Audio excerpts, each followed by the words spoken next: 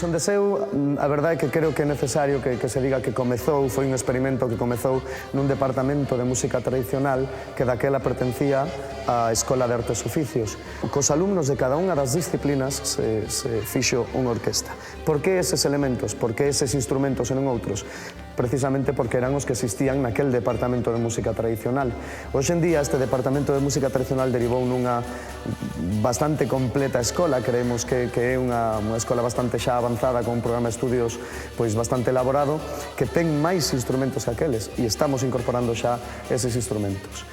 A Escola Municipal de Música Folk Tradicional, chamada E-Trad, é unha institución singular, no sentido en que pretende aunar unha falta que diagnosticamos na educación convencional, na educación musical profesional, e ausencia, a veces dramática, do mundo da música popular, da música tradicional e dos seus instrumentos na ensinanza oficial nos conservatorios superiores de música de toda España. A idea de Barlovento como título se lle ocurriu ao director da orquesta, Rodrigo Romaní, e a verdade é que a todos nos pareceu tremendamente pertinente, sobre todo porque o título encerra en sí mesmo tamén esa idea da construcción das embarcacións tradicionais.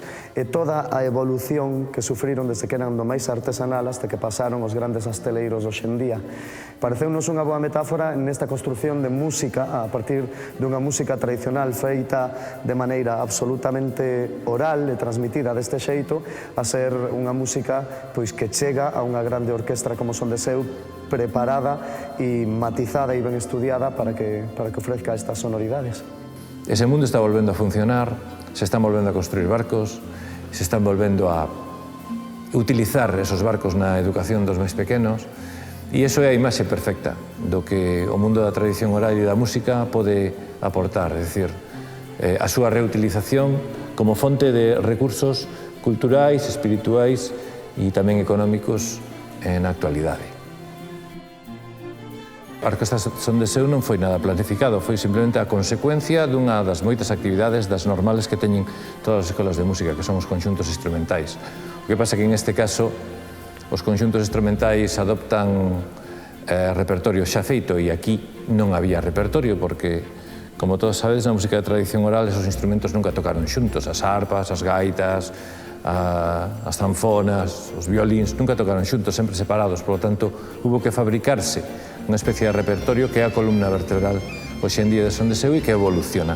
O aspecto máis destacable que ten esta experiencia, por unha parte, é práctica escénica, é dicir, é unha orquestra que está vencellada ao espectáculo, pero ten outra vertente que é a vertente educativa, é dicir, a maior parte dos músicos da orquesta foron alumnos da ETRAD. E iso confírelle á orquesta este valor que ao mesmo tempo musical, pero ao mesmo tempo tamén didáctico e pedagóxico para todos os músicos que entran. E eu creo que esta dobre aventura que fai tan apasionante a historia da Orquestra Son de Seu, non para todos, tanto os que estamos como docentes e responsables como para os que hoxe son músicos que antes foron alumnos. Creo que é casi unha experiencia única dentro do que é o contexto educativo, me atrevo a dicir que europeo incluso. Barlovento é un disco diferente. Por primeira vez, a orquesta creo que está cerca de chegar a ter un lenguaxe verdadeiramente orquestal. Creo que hasta ahora fomos evolucionando ben, pero éramos un enorme grupo folk, un mega super grupo folk cheo de xente. Eu creo que agora é cando estamos alcanzando o que significaría unha linguaxe orquestal, é dicir, o timbre, o color, a textura e incluso a estética, non solamente acústica, sino tamén escénica, máis cercana ao que sería unha orquesta deste tipo, que está a medio camiño entre a tradición e a música culta. Selección do repertorio para os 3 discos foi moi similar. Se van propoñendo certos temas que queremos que se poden adaptar ou que os máis ou menos os arranxistas máis normales da orquesta, os usuais, a Anxo, Rodrigo, Xaquín, etc., pois a eles les pode inspirar algún tipo de sonoridade especial e se van preparando pois por orden correlativo. Pois chega un tema, se prepara, se ve que funciona, se lle fan os cambios oportunos se é que se considera que son que os necesita, e posteriormente ven outro hasta que se ten un repertorio completo. A hora de compoñer tens que ter en conta, claro, que tipo de instrumentos ten a orquestra, a limitación que iso supón, e por outra parte o que supón tamén toda esa masa de 40 instrumentos. E unha das cousas que quizás limita un pouco é que contamos con os instrumentos armónicos, como son o caso das arpas, que son arpas diatónicas. Entón, a hora de facer armonías tens que ter en conta que os músicos teñen que ir movendo as chaves para poder facer cromatismos. Isto, digamos que limita algo o que sería as variacións armónicas que un pode ir efectuando acorde a acorde, non? E isto que en principio é unha especie de obstáculo, ao mesmo tempo tamén é unha especie de reto para ao final acabar conseguindo facer arranxos armónicos que resulten suxerentes tendo en conta estas pequenas limitacións, non?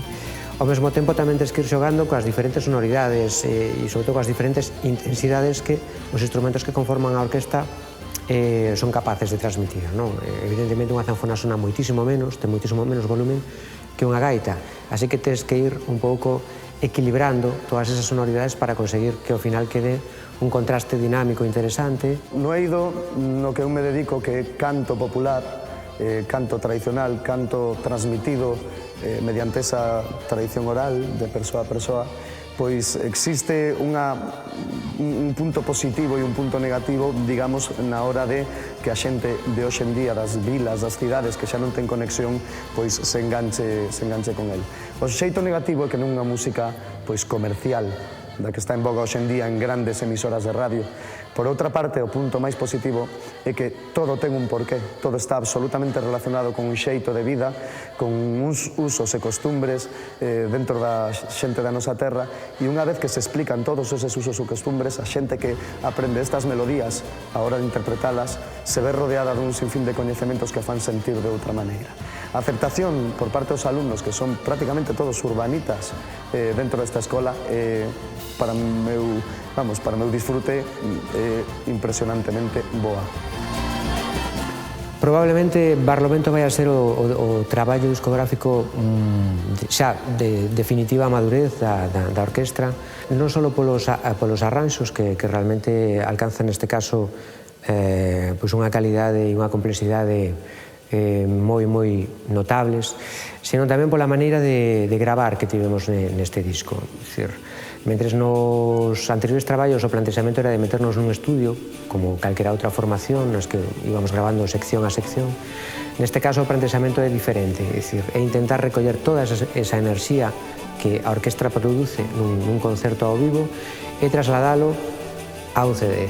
Como se consigue isto? Bueno, pois grabando todos os músicos da orquestra xuntos, e para iso estivemos encerrados no auditorio do Conservatorio de Música Superior de Vigos para intentar recoller esa sonoridade única que producen 40 músicos tocando ao mesmo tempo.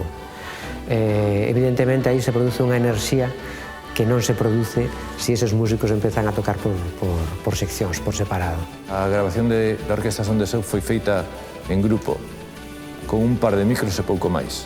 Así que aí está toda a enerxía. A Orquestra Son de Seu e Barlovento é unha fotografía do que realmente merece ser visto físicamente, que é a orquesta en directo. E Barlovento quere ser unha aproximación o máis fiel posible ao que é a sensación de ver esa orquesta en directo.